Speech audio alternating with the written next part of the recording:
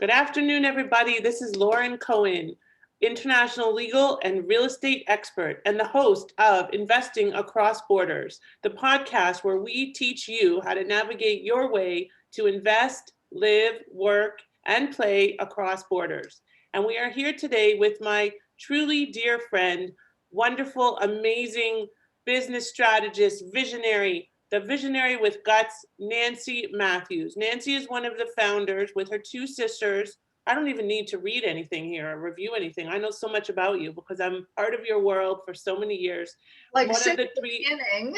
since the beginning, literally since the beginning at that place. What's it called? Red Ginger, right? In Coral Springs, Yeah. when we were discussing trademarks and how to get protection for this amazing idea that was just morphing. And now Nancy and her sisters, Trish and Susan, have a business that has impacted thousands of lives, not just in the US, but also nationwide. And Nancy has probably spoken on stages, I would say, well, everywhere. She's definitely been in demand to speak on stages, more places, but COVID has impacted that. So now she's speaking on a stage from her home. Who knows where she is? Because she's like almost like a digital nomad. Because she was lucky enough, unlike me, to have, not that I'm complaining, to have her kids as a single mom very early. So Nancy has actually been my muse in a lot of ways. And when I was struggling, which often happens, I would call her, Nancy, help, help, what do I do? Help, help. And she's probably thinking, thank God I'm through all that. I have grandchildren now and I can hand them back at the end of the day. Right. And I don't let me just a word of warning, they're always your kids and there's always something that they're gonna need from you. Right, right. But Nancy has two amazing kids. Zach is doing some crazy, what is he, a stunt guy? Like, tell me. So he does acting, directing, producing for film and video commercials. He's done a couple of Netflix series, and and quite frankly, with COVID and the entertainment industry got hit so hard. Yeah. So he's bouncing doing a few other things with his many gifted talents. He's a lot like me. Yeah. Good at business, good at creativity, but much better at creativity than I am. Wow, that's saying a lot. Oh my God. Right? How does anybody rein him in? Oh, you can't rein him in. Yeah, forget about it. There's no way. Yeah, so he's doing great. And my daughter is just about done with her final piece for her PhD in physics. Yeah, I knew she was doing something like a brainiac thing. Yeah, Is she in Atlanta? She's at Georgia Tech. Yeah, got it. Is she live in school? No, she's been from home all since last year. She does experiments, so she still goes into the lab because she works with live animals, moths actually. Wow. That's very interesting. Well, that's enough about our kids. We could talk about them for hours. I have a feeling my kid is going to be like Zach, one of those true entrepreneurs that you cannot rein in. He's already like that, just unfortunately is with coding and all of that kind of thing. And he's like, mother. Yeah, right, exactly. The apple doesn't fall far from the tree, right? But, yes. but the reality is that I just saw an email come through, like literally right before we got on, and tomorrow you're having a global mastermind, which is kind of ironic since today we're talking about investing across borders and going global. Now, when you started Women's Prosperity Network, what was your vision for it? So the vision for it back in 2000s, late 2007, 2008 is still the vision we have today that we're actually living to a large degree. And it is a vision where women who are impassioned and determined and committed operate from a spirit of CoOp Petition to bring their gifts, skills, and talents to the world so we all contribute to making the world a better place. The business model has shifted a little only because we were primarily an event-based in-person company. Although we've been doing online masterminding and networking and seminars and training probably for about 3 to 4 years. We've already been doing that because we had a demand from people who were not in the local vicinity. Right. So fortunately, we were already set up for online business, and now we're just doing a lot more of it and reaching more people. But it probably, as logistically challenging as it is at first, because you have to adjust and pivot, and now everything's online and you have to have your breakout rooms and everything. The truth is, logistically, once you've got it down, it's much easier than going to a different place to host an event every time and Yeah. figuring out the room and working the room and setting up tables. And Yeah, so there's definitely a part of it that's easier on us in producing the event, and we miss the interaction, being person. There is still something so special about being together in person with of course, feeling you that cannot energy. replace a Yeah, hug. and because of the fact that we're doing everything online right now, people who couldn't come to our Yep. events before now can. It's a From benefit. everywhere. Yeah, Like exactly. I was on something with you guys a couple of weeks ago, and there was somebody from Australia. I mean, they're just, it doesn't really matter, because that's the beauty of what is the silver lining of the pandemic, is it has allowed a lot of us that may have had a little bit of a restriction in terms of, expanding beyond, like expanding internationally or Mhm. speaking internationally, like me, not necessarily being able to always go everywhere because I am a single mom like you were for so many years. And but finding ways now and paths through the pandemic to get the message out to a wider audience. And I think you've definitely accomplished that. And not that you didn't have your network already being built, but one of the things, so first of all, one of the things I love so much, I always coin the phrase "CoOp Petition." I steal it. As a lawyer, I feel I'm entitled. I'm just joking. You But can. co-op petition is it's really true, because Trish, Nancy's sister, and I'm sure Nancy too, but Trish always does this at the end of each event when we were live, and still now, about putting your arm out, putting your hand out, and reaching for that next woman or person. We let a few men in from time to time, to lift them up with you. Because if you're only lifting yourself up, you're not really impacting people. And that's one of the things that WPN has always been so known for. And the other thing that Nancy does, she always looks at each person as the one. And Nancy's book is called, one of many books, is called The One. And I will say that Nancy has been one of the most important and influential people in my life, because every time that I hit a wall, or I felt I hit a wall, or I needed an inspiration, Nancy would be there, and I'd say, Nancy, I need you. I just did it a few weeks ago. Nancy, I need you. Text message, hey. And it's like that SOS, and she knows, because she's got it. And that is something that you cannot find just in an average Joe on the street. That's based on a relationship of trust, and it's based on a relationship of mutual respect and caring.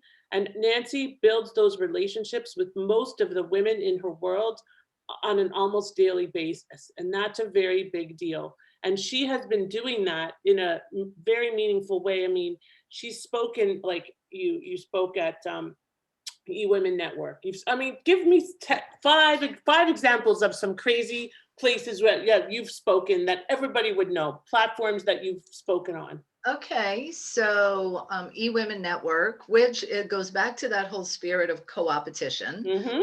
because people could look and say, oh, that's your direct competitor. And I'm Right. like, oh, we're alliances. We're both serving the same woman in Yep. amazing ways, slightly different. And Sandra spoke on our stage, the CEO Yep. of E-Women. The University of Ecuador, that was a very fun experience getting to speak there. And what did you speak on there? Because that's an interesting one. Like, what brought you to the University of Ecuador, and what was your topic? So the topic was the one philosophy, because that is my personal purpose, mission on this planet, is to create a world where everyone treats each other as the one. And we can talk more about that. Yes, we will. So I was actually on a leadership experience journey, and part of that process was we went to all of these leaders went to the University of Ecuador and spoke at guerrilla marketing. So you may remember Jay Conrad Levinson was from years ago. He taught at Berkeley like in the 60s and 70s. So his wife, Jeannie, carries that legacy on. So I spoke at the Guerrilla Marketing Summit. Spoken in London, a couple of events with Laura Langmeyer, and you asked for 5. I think that was 4. Well, we can count a couple, but I think you can come Yeah. up with one more. Yeah. So one more, I would say, speaking in, Eric Swanson. Let me tell you about Eric Swanson. So I don't know if you know him. He's known as Mr. Awesome, and he does phenomenal events with extraordinary business owners and entrepreneurs. So I spoke at his event called the Habitude Warrior Conference. So there, my count to date is about 1,200 live presentations. That's a lot. It is. Does that include Zoom? That does include Zoom. Okay. Yeah. Yeah, Okay. because they're presentations. Right, they are presentations and often they're live. And even when they're not live, they're still presentations and eventually somebody will see them as live. Let's go back to the It one. doesn't count, just for giggles, it doesn't count interviews. So my interview numbers, both me interviewing people, I think is about 800. And then I've probably been interviewed 400 or 500 times. Just like you're doing right now. What I was thinking. See, you can always read my mind. Gotcha. Nancy has 2 flesh and blood sisters, but truly, this is sisterhood that you've built. And mostly everybody in that sisterhood, they either are going to be treating each other like sisters or they're not going to last because, the authenticity weeds itself out. And most people are not attracted into our world, into your world, if they're not coming from a place of authenticity. If they're just coming, oh, let me hand out 1 million business cards and see who can be my client, as opposed to who are you and how can I serve you? And actually, I think it was through you that I met, no, that's not true. But I was going to say Bob Berg, but it's actually not true because I met Bob Berg originally on a blind date. And then I heard him speak at one of your events. That was a really funny story. So I had Bob on the show the other day. But Nancy, really, like when you were raising your kids, well, I digress. Back to the one. Okay. The one is really and truly something that I have always felt like people would say to me, well, why do you bother with the janitor or on LinkedIn? Why do you connect with whatever? And I'm like, because you don't know who they are.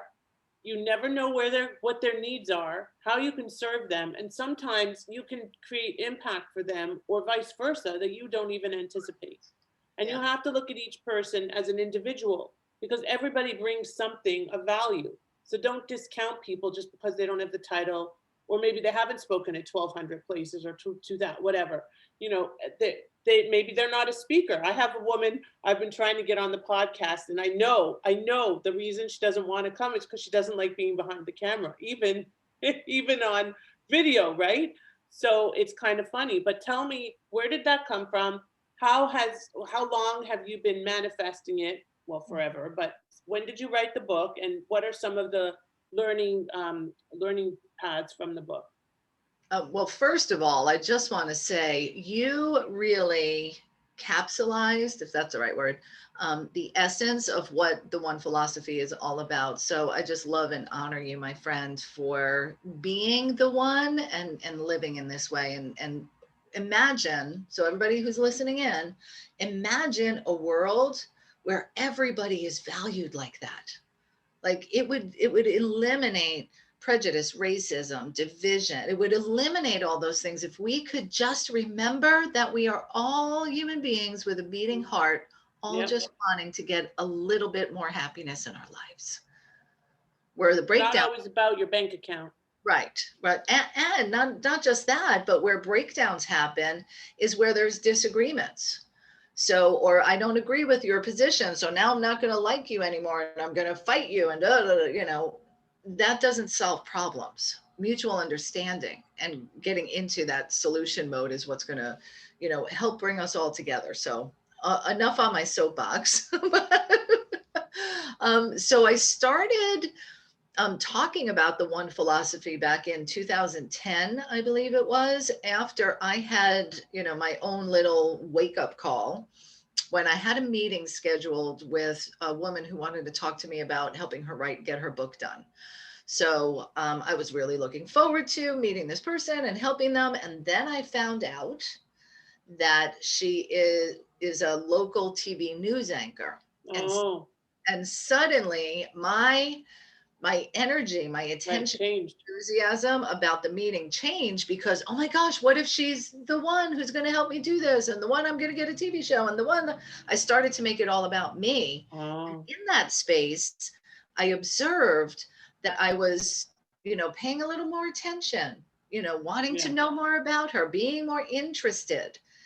And when I recognized two big things, that number one, she just happened to be somebody who called in on one of the teleclasses that I was doing. And that's how the connection happened. And the connection happened because, like you said, I didn't just blow this person off. Oh, yeah, you want to write a book? Don't you know the book? I valued her. I wanted to create that relationship and connection to support bringing her vision to life. So our bond got created by how I responded to her, just like you talked about a few minutes ago. And then when I observed that my behavior shifted, when I thought she could be the one for me, that I started to find more value in her, I was like, that feels really yucky. And let's remember, I just happened to meet her. She could have been anyone. The ones are really everywhere. So in that space, I had this moment where I was like, I wonder what it would be like if I started treating everyone as the one, with that same level of intention, excitement, the janitor, the person in the restaurant, people on the streets, every event that I held, every event that I went to, just being really present with people. And that's where the one philosophy, treat everyone as the one, because they are. If we're present long enough, the magic of the moment of your connection will be revealed. And that actually, this is a tattoo that I got about 2 years ago now. And it's Ichigo Ichii, which is a Japanese phrase, a cultural concept to honor the moment that you're in with the person. You only get one chance in a lifetime for this moment to really honor it and be present. So on this arm, I have my I'm very branded, shall we say. So I started speaking on just talking about, I had this little concept, get out there and treat everybody as the one. And it was a very light, easy thing. And after a couple of years, people were like, oh, that's really good. Do you have a book about this? So then in 2013, I wrote the first edition. And I just recently finished the third edition of the book, adding to it some enhanced personal practices to help us all be the one more consistently. Because I know we want to be, but stuff happens. I'm in a rush. I'm hurried. I got to pay my bills. I'm stressed out. That person was a jerk. So how can we really move beyond some of the challenges that come up in our lives and in our minds and in our hearts to be able to be the one? And that's what the third edition brings, some enhanced practices. Would one of those practices be meditation? Not exactly. So in the first edition, there are 6 principles that I've distilled, that if you follow these principles, you will live the way of the one. You will have an amazing, magical life, because when you show up as the one, you're being the cause of creation. Creation of relationships, creation of goodness, creation of kindness, creation of magic happening and synchronicity. So principle number 6 of these 6 principles is to exercise your mind and spirit daily. So that was in the original book. So it's in there. So I asked a question in the pre-interview questions about what is a faux pas that you made when you were developing your global career, let's say, and everybody makes some kind of mistake, unless of course they work with me, in which case hopefully they don't. But what was one of the mistakes that you made early on or throughout this time that you wish that you had proper guidance to prevent or overcome better? So specifically related to global transactions. Yes. So when we started our chapter in Jamaica, So that was our first out of the US chapter that we had, because we were based on, there's chapter leaders in certain vicinities, and now it's different. It's not like that. But I think because we didn't have the proper legal structures set in place to receive money, to charge, like we didn't have all those pieces in play, the chapter didn't grow as strong as it could have, I would say. Right. So in Yeah. other words, by not putting those right precautions and taking the right actions in advance, you left some money on the table because you didn't Yeah, instill the for growth. sure. For Right. sure. Right. So what was one of the, let's say, the challenges and the benefits, which is kind of a hard word, of being a single mom with this entrepreneurial heart? Um, so challenges. I guess lack of sleep. Yes. Lack of sleep. You know, most of the time, when my kids were little, I worked in a law firm. So there's another thing we have in common, this whole legal thing, Mhm. right? The legal thing, Yeah, that legal legal thing. thing. You know, I almost said love of the law. And I do have a love of the law because of the guidance it provides, Mhm. and the structure, and it gives us, you know, a way to operate. So that's interesting. I never thought about it before. But anyway, so I worked in a law firm, and I was a single mom. The dad wasn't really involved in their lives. Fortunately, my two sisters were a great help to me in many, many ways. But there was, you know, the financial load, that was all on me. The money wasn't coming from anywhere else. And so, in addition to working a full-time job, I always had a side hustle, as now they call it, to bring in some extra money, do something extra. So, you know, the mad dash of waking up, you know, at 6 o'clock in the morning or 5 o'clock in the morning, getting the kids ready, getting them to school, coming home, going grocery shopping, doing this, coming home, make the dinner, take them to karate, take them to dance, do this and do that. Sounds familiar. Put them to bed, hopefully, and then start working on my side hustle. So, you know, in those years, I certainly didn't pay enough attention to self-care and Right. things of that nature. And I was doing what I needed to do, or Right. what I thought I needed to do. Let me put that in Correct. perspective. Yes. Because what I've since learned is that self-care, with meditation, with practice, with making sure that I'm doing things to fill my cup, Up. so to Mhm. speak, lets me be better at all of those things. So, you know, word of caution, I would say to anybody who's watching, if you're living a life running from thing to thing to thing to thing to thing to thing to thing, getting so much done, but you're not taking time to breathe and remember who you are, not just in perspective relationship to all these people that you're serving, take a little time. And it may feel counterintuitive, but you will absolutely find that you will be more productive, more creative, more capable of giving and receiving love.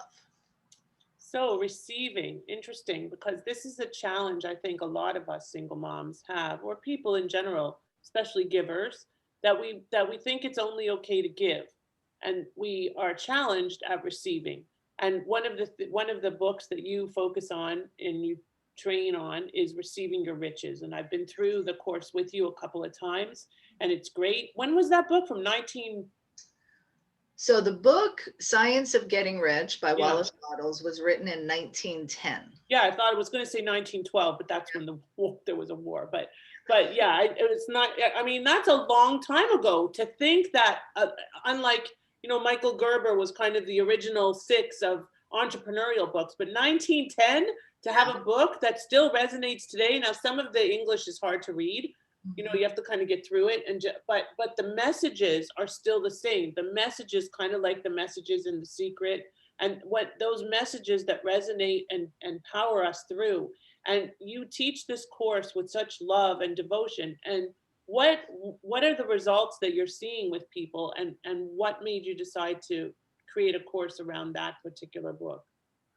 So the results, start with the results, because nothing short of extraordinary. And Yeah. the way that I created the course is by committing to simply 15 minutes a day to read one of the chapters and do some reflection on it, so that you're shifting your thoughts, relationship, and energy around what money is and what does it mean to be rich. Because so many of us, myself included, were brought up with these misconceptions that rich people are mean or greedy, and in order to win somebody has to lose.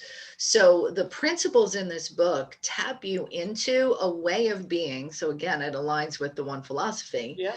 It taps you into a way of being, of trusting that if I am an advancing personality, which is his term, which means I bring value to each and everything that I do. It's kind of like, your mom said to you, we heard these things, but along the way, leave everything better than you found it. Right? We've heard cliches and statements like that. But when you're an advancing personality, when you're giving, that it also is part of the law, the natural law of giving and receiving. If you think about ocean waves, they come in and they go out, and they come in and they go out, and they take some sand out and they bring some sand in. Like, that's the true process and flow of natural flow of abundance. And if you're giving, and when the receiving comes your way, you're shut off from it, you're breaking nature's law. So learning to receive and being grateful for receiving, even before it arrives, sets that in motion. So the results, $60,000 one client brought in within 30 days. I had another one that brought in 27,000 within 30 days, day 26. And there's a magic to doing it for 30 consecutive days, because what you're doing is retraining your brain and the pathways, the neural pathways in your brain of how you think about and feel about money. So that's why it's really key to do the 30 days. I created the course because I was in a mastermind with a few other people, and we were going through the book, and I had amazing little miracles, not little, pretty big miracles financially that showed up in my life. And it was back in 2011 or 12. I can't remember which year. Do you remember when Occupy Wall Street was taking place? And the 99% were all angry because it's only the 1%. This was right after, in the US, the collapse, and all the big banks got payoffs, and everybody was ready to like now. Yeah, look, yeah, there's a lot going on now too. Yeah. But so I remember, as I was listening to chapter 17 in the book, which is his final chapter in the summary, it's a tiny book.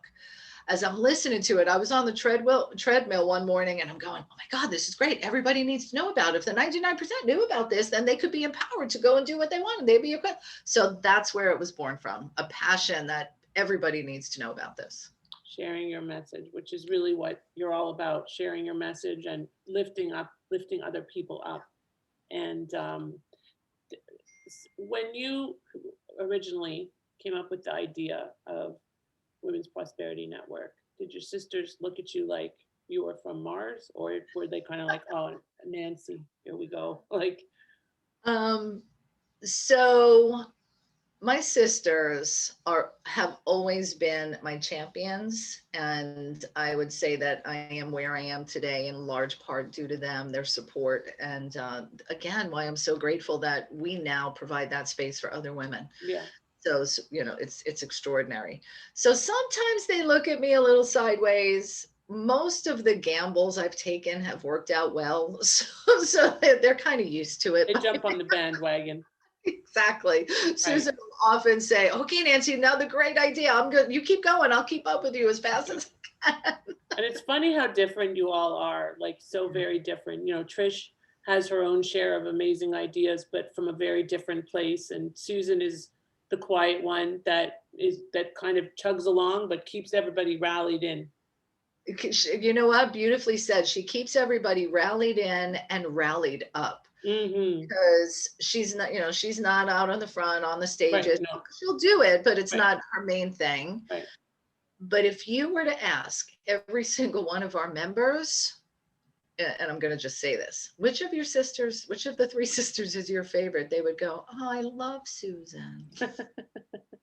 She is just so supportive and kind and understanding. She's amazing. She's really the essence and the spirit of love that our community sings. Yeah. Well, I think all three of you have very strong maternal instincts that comes through, that feminine energy that, you know, some of us like myself are often have to find and pull out, because in what I'm doing, sometimes feminine energy is not appreciated, let's just say. And you know, working with international investors on very sophisticated projects, and they're like, oh, the woman. It's still, even today, you know, it's as crazy as it is.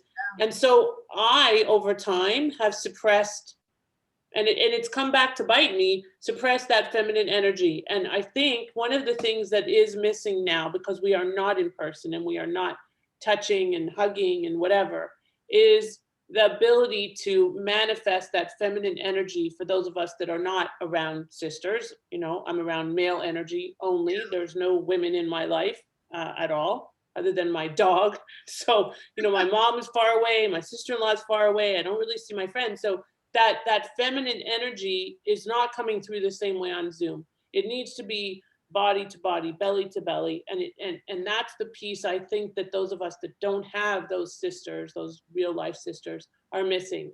And I just, you know, I'm grateful that it is there and that there is that network and that support. Because at the end of the day, I think most of us that are part of your world really feel that you have our back. And that's what's super important, Nancy, is Yeah. to have our back. Yeah, we So do. what would be your three favorite tips that you'd like to leave our listeners with? Go for it, get guidance, and have a blast. Yes, always work with a coach. Nancy's a good coach. And have Well, a and blast, laugh.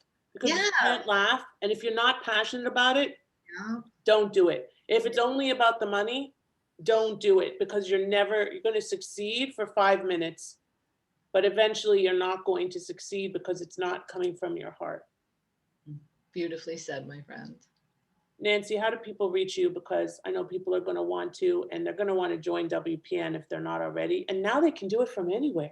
From anywhere. Yes, it's Anywhere. fantastic. And we do events all throughout the month, and they really are a little different. Yeah. You know, it's a great event Twist. out there, but the feeling and the experience you have and the relationships that you'll develop will be meaningful. I promise you that. So 100%. Nancy Matthews. Every time. Pardon me? Yeah, nancymatthews.com or womensprosperitynetwork.com. And Nancy is truly like a force to be reckoned with. She is all over social media. You can't miss her because she has spoken at everywhere on so many stages with so many amazing fellow visionaries. It's been a And blast. pardon me? It's been a blast. A blast. Have a blast. I love you. I appreciate you. And I thank you for your time today. From one single mom to another who You got has really is determined to make a difference for other single moms around the world. I thank you, Nancy, from the bottom of my heart. And I wish you all the best. And I can't wait to see you again soon and give you that real live hug. Yes. Okay, God willing, please soon. Yes. All the best. Have a great weekend. Much. Bye. Ciao for now. Bye. Again, this is Lauren Cohen signing off from Investing Across Borders with my amazing guest, Nancy Matthews, the visionary with guts and the co-founder of Women's Prosperity Network, which is an amazing women's international network of like-minded women that help pull each other up. Lauren Cohen, international legal and real estate expert. And you can find all of our contact information in the show notes. And thank you so much for joining us today. Please stay safe, everybody. Signing off from Boca Raton, Florida, where it's warm and sunny, just in case you want to come. Thanks a lot. Bye for now.